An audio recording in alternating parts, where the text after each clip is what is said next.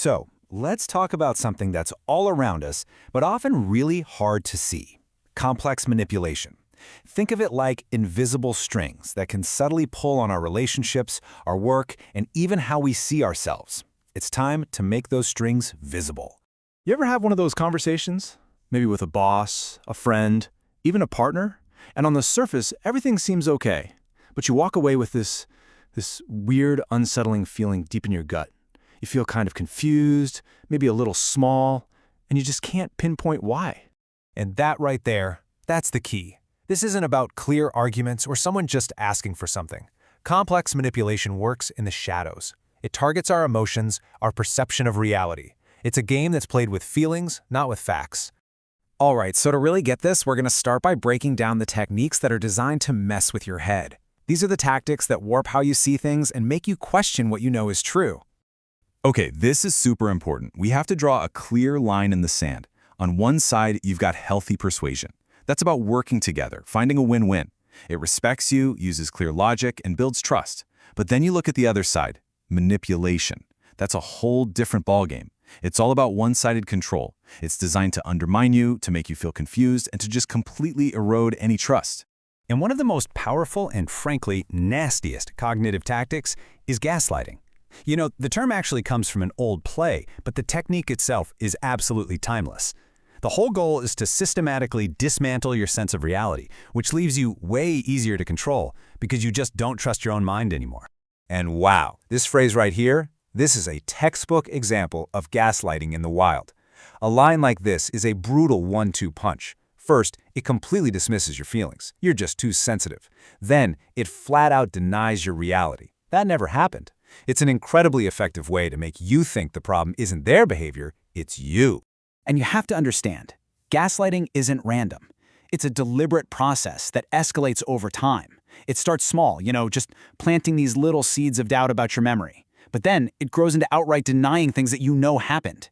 And the final, most damaging step? They start to question your actual sanity. This whole progression is built to just break down your confidence piece by piece. So, we've talked about the mind games, but manipulation isn't just about twisting your thoughts. It's just as much about exploiting your feelings. So in this next section, we're going to look at the tactics that pull on the heartstrings, turning our emotions and our need for connection into weapons.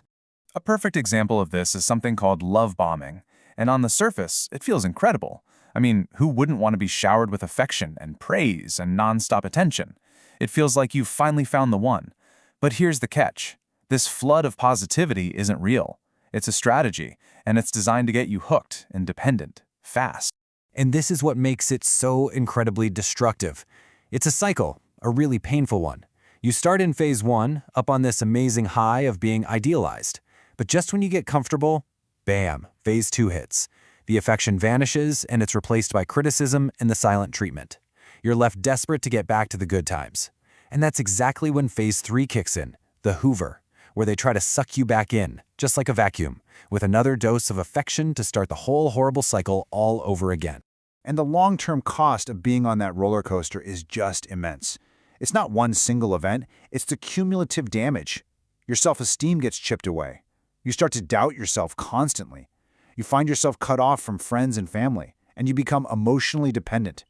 You're just always walking on eggshells, terrified of triggering the next bad phase.